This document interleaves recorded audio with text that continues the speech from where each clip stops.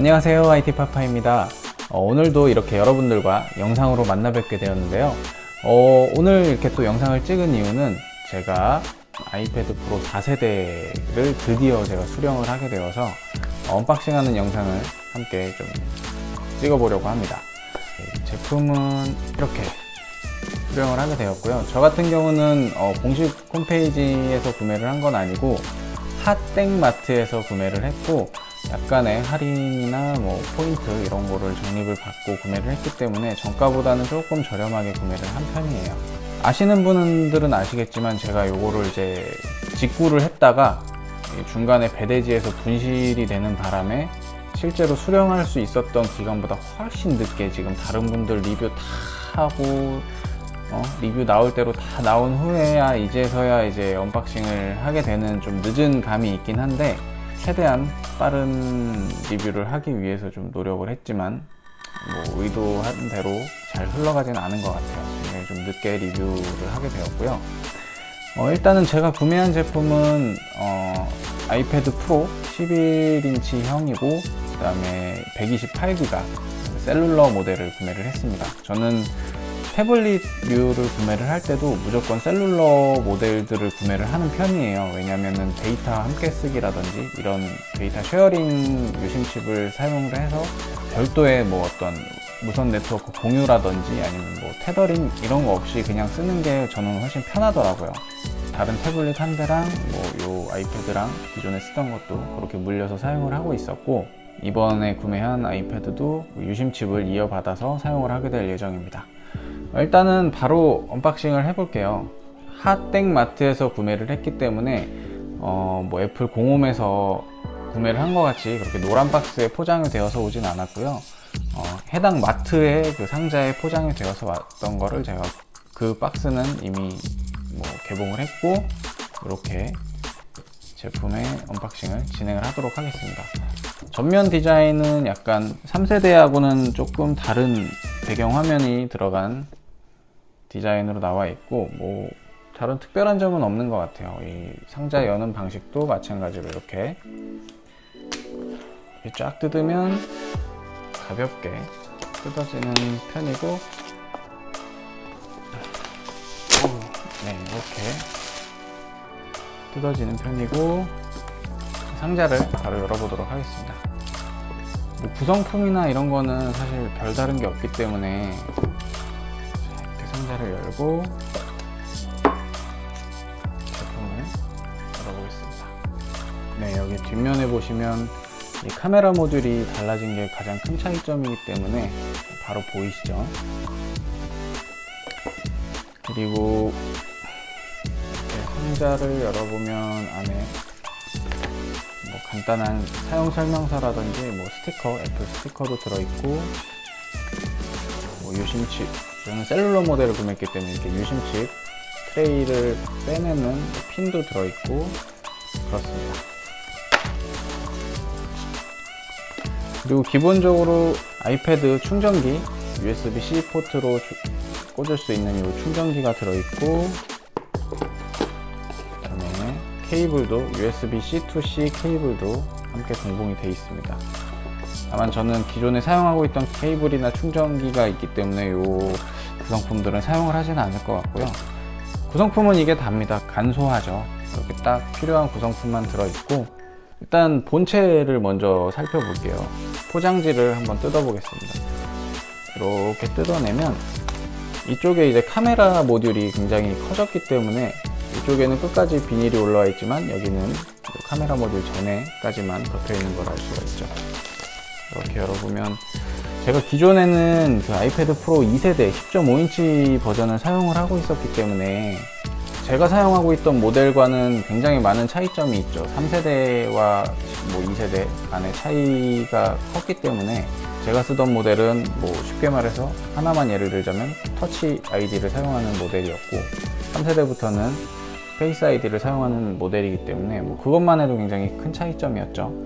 근데 이제 3세대와 4세대 간의 차이점은 그렇게 많지 않은 걸로 알고 있어요. 그래서 뭐 업그레이드다, 뭐 올 연말에 또 새로운 아이패드 프로 5세대가 우리의 뒤통수를 치기 위해서 이렇게 대기를 하고 있을 것이다, 뭐 이런 굉장히 많은 말들이 있는데 일단은 저는 이렇게 구매를 해봤습니다. 일단 디자인은 굉장히 깔끔하죠. 여러분들 다 아시다시피 3세대 때도 디자인이 굉장히 저는 좋았고 마음에 들었었는데 굉장히 깔끔한 디자인으로 이렇게 보입니다. 카메라 모듈은 아이폰 11 프로와 동일하게 인덕션으로 되어 있는데, 아이폰 같은 경우는 뒷판이 유리잖아요. 그래서 유리를 통짜로 깎아가지고 여기 카메라 모듈까지 이렇게 했다라고 알고 있는데, 아이패드 같은 경우는 뒷면이 유리가 아니라 그냥 금속 재질의 바디이기 때문에 이 금속 재질을 옆에 카메라 모듈을 옆쪽을 살짝 덮게끔 이렇게 잘 깎아서 굉장히 일체감 있게 잘 만들어 놨어요. 애플 제품들의 그 마감이나 이런 디자인은 뭐 아시다시피 굉장히 깔끔하고 완성도가 높은 편이기 때문에 잘 만든 것 같습니다. 그리고 여기 보면은 카메라가 두 개죠. 뭐 광각과 초광각 카메라가 있고, 그 옆에 요 플래시 바로 밑에 보면 커다란 구멍이, 이렇게 보면 잘 보이지 않는 구멍이, 커다란 구멍이 나 있는데 이게 바로 라이다 센서라는 게 탑재가 돼 있어요. 이게 4세대로 넘어오면서 가장 큰 변화 중에 하나인데, 이거는 많이들 알고 계시는 TOF 센서라고 알고 계실 거예요. 이거는 빛을 쏴서 그 빛이 어떤 물체에 반사돼서 돌아오는 시간을 계산해서 거리를 측정하는 센서인데, 그거보다 약간 좀 더 품질이 좋은 센서라고 보시면 될 것 같아요. TOF 같은 경우는 말하자면 좀 근거리에 좀 저화질 버전이라고 하면, 이 라이다 센서 같은 경우는 반경 5m까지 측정이 가능하고 약간 조금 더 장거리죠. 그 다음에 화질도 굉장히 더 향상된 성능을 보여주는 센서라고 하는데, 이게 뭐 굉장히 전문적으로 많이 쓰이는 센서인 것 같아요. 근데 일반적인 상황에서 이런 센서를 사용하는 분들이 얼마나 계실지는 잘 모르겠어요. 저도 이 센서를 활용할 수 있을 거라는 생각이 잘 들진 않거든요. 아이패드에 측정 앱 같은 게 들어있긴 하지만, 사실 그 기존에도 측정 앱이 있었지만 그 앱을 신기해서 처음에 몇 번 사용해 본 게 다지, 그걸 가지고 제가 뭘 해봤던 경험은 없는 것 같아요. 일단은 앞으로 이제 이 센서를 어떻게 활용할지는 이제 애플에서 새로운 앱이나 어떤 그런 경험들을 만들어 줄지는 좀 기대가 되긴 하는데, 이 센서를 지금은 제가 활용할 수 있을까라는 약간의 의문은 들긴 해요. 근데 뭐 이런 센서를 사용하시는 특화된 영역에 계시는 뭐 전문가 분들에게는 이 센서를 탑재한 게 굉장히 반가운 희소식일 수도 있겠죠. 일단은 뭐 이런 센서에 대한 얘기는 이 정도로 하고요. 3세대는 제가 직접 써보지 않아서 구체적으로 딱 두 개를 놓고 비교를 해드리기가 조금 어려울 수도 있는데, 그래도 좀 비교를 해보자면 디자인은 다른 부분은 전부 다 똑같아요. 뭐 스피커의 위치라든지 뭐 포트의 위치, 뭐 아니면 버튼의 위치, 이런 것들 전부 다 똑같고, 달라진 점이라면 요 방금 말씀드렸다시피 요 카메라 모듈이 바뀌었기 때문에 요 카메라 모듈의 크기나 카메라 개수나 이런 것 때문에 요 부분의 디자인만 변경된 게 끝입니다. 그리고 요 아이패드 3세대에서 이 휘어지는 이슈가 굉장히 핫했었죠. 근데 그게 좀 개선이 되었나 싶었지만 4세대도 마찬가지로 그런 이슈가 해결이 안 된 걸로 알고 있어요. 그래서 여러분들도 조심을 하셔야 될 것 같습니다. 그리고 두 번째로 차이점을 말씀드려보자면 CPU가 달라졌어요. 기존의 아이패드 프로 3세대는 A12X 바이오닉 칩셋이 들어갔었는데, 원래대로라면, 예상대로라면 이제 아이패드 프로 4세대에서는 A30X 바이오닉 칩셋이 들어갔어야 하지만, 모두들 의아해하듯이 A12Z 바이오닉 칩셋이 들어갔습니다. 기존 칩셋하고는 달라진 점이 딱 그래픽 코어가 하나 늘어난 차이밖에 없다고 해요.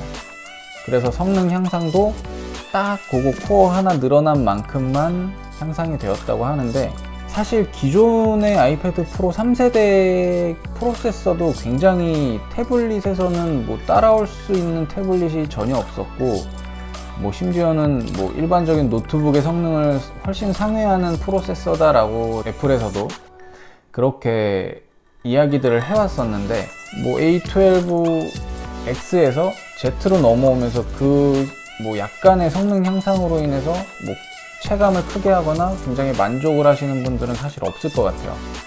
왜냐면 기존에도 굉장히 만족하면서 사용을 했기 때문에 이 작은 차이 때문에 CPU가 굉장히 좋아졌네, 프로세서가 굉장히 좋아졌네, 쾌적해졌네, 이런 말을 하시는 분들은 거의 없을 거라고 보고요. 왜 A30X 바이오닉 칩셋이 아니고 A12Z 바이오닉 칩셋을 사용했는지는 연말이 돼봐야 알겠죠. 과연 정말 애플에서 우리들의 그 후두부를 강타할 뭔가를 준비를 하고 있는지, 아니면은 그냥 괜히 염려를 하고 있는 건지는 모르겠지만 연말이 되보면 왠지 알 것 같은 기분이 듭니다. 그 다음에 차이점은 램이 조금 더 추가되었어요. 그러니까 3세대에서는 제가 알기로는 1테라 모델만 6GB 램을 사용하고 있었던 걸로 알고 있는데, 프로 4세대 모델에서는 전 모델이 전부 다 6GB의 램을 채택을 하고 있습니다. 사실 아이폰이나 아이패드에서 약간 그런 리프레시 되는 이슈들이 있잖아요. 메모리가 부족한 거를 리프레시 하는 걸로 좀 커버를 하고 있는데, 이걸 굉장히 불편해하거나 좀 싫어하시는 분들이 많아요. 뭐 저는 사실 그런 거에 크게 뭐 연연하지 않는 편이긴 한데, 예민하신 분들은 그런 거 굉장히 싫어하시거든요. 삼성 쪽이나 이런 쪽의 핸드폰들은 제가 사용하고 있었던 노트 10 같은 경우만 해도 램을 막 12개씩 넣어주고 굉장히 많이 램을 후하게 넣어주는 편인데, 애플은 유독 램에 좀 인색한 편이죠. 그런데도 약간 좀 램을 늘려줬다는 점이 많은 분들에게는 희소식일 수도 있을 것 같다라는 생각이 들긴 합니다. 그리고 저장 공간에도 약간의 차이가 있어요. 기존 3세대 모델에서는 저장 공간이 가장 저렴한 모델의 저장 공간이 64기가 모델이었거든요. 근데 4세대에서는 128기가부터 시작을 합니다. 나머지 용량은 뭐 256기가, 512기가, 1테라, 이거는 전부 다 동일하고 가장 저렴한 모델만 저장 공간을 조금 더 늘려줬어요. 이거는 굉장히 칭찬할 만한 일인 것 같고, 저도 그래서 원래대로라면 256기가를 약간 좀 울며 겨자 먹기로 사용을 했을 것 같은데, 부담 없이 128기가짜리 모델로 구매를 하게 되었습니다. 사실 64기가는 조금 부족한 듯한 감이 있어서 128기가가 있었으면 좋겠다라고 생각을 했는데, 이번에 나오게 돼서 구매를 했죠. 그리고 가장 크게 달라진 점이 아까 말씀드렸다시피 카메라가, 기존에는 이제 카메라가 하나였는데 광각과 초광각 카메라가 탑재가 되었죠. 초광각 카메라는 밝기가 2.4이고 1000만 화소짜리가 탑재가 됐어요. 그 다음에 광각 카메라는 1200만 화소짜리, 밝기는 1.8짜리 카메라가 탑재가 되었고, 아이폰 11 프로와 비교를 해보면 화각에서 약간의 차이가 있다고는 합니다. 아이폰 11 프로는 초광각의 경우에는 화각이 13mm고 광각의 경우에는 화각이 26mm인데, 이 아이패드 프로 4세대의 경우에는 초광각이 14mm, 그 다음에 광각이 28mm라고 해요. 왜 이런 약간의 차이를 뒀는지는 잘 모르겠지만 아이폰과 아이패드의 이런 화각에 약간의 차이점이 존재한다는 거는 참고를 해두시면 좋을 것 같습니다.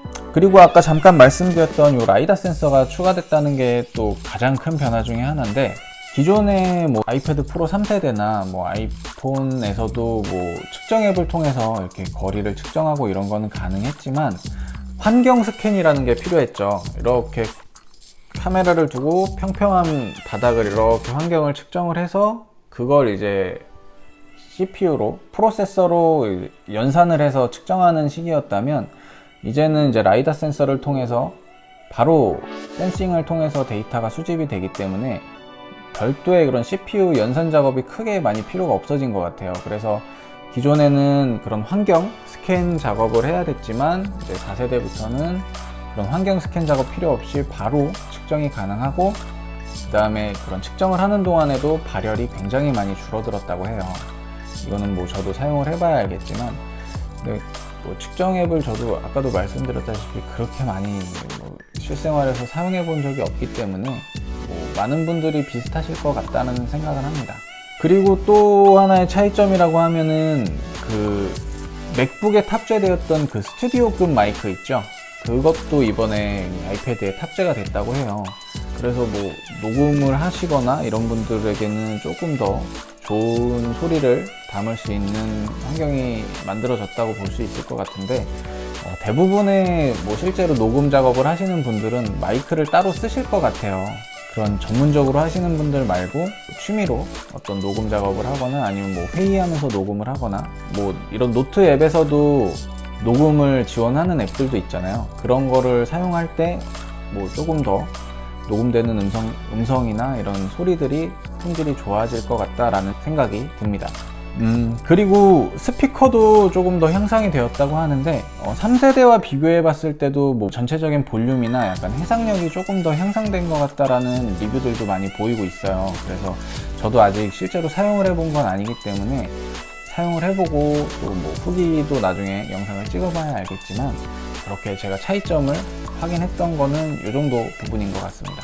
오늘 영상에서 보여드린 것 같이 이렇게 제품 언박싱과 기존 3세대와의 차이점을 어느 정도 이렇게 말씀을 드렸는데, 저는 이제 앞으로 또 이 패드를 쭉 사용하면서 업무용으로도 좀 쓰고 아니면 개인적인 용도로도 쓰면서 사용하면서 느꼈던 장점이라든지 단점, 뭐 유용하게 쓸 수 있는 그런 팁 같은 게 있다라고 하면 또 다음에 영상으로 또 찍어서 여러분들께 함께 공유를 해드리도록 하겠습니다.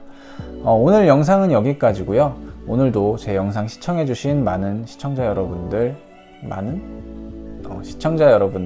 소중한 여러분들, 다음 영상에서 또 만나 뵙겠습니다. 그럼 오늘 영상은 여기까지 하겠습니다. 감사합니다.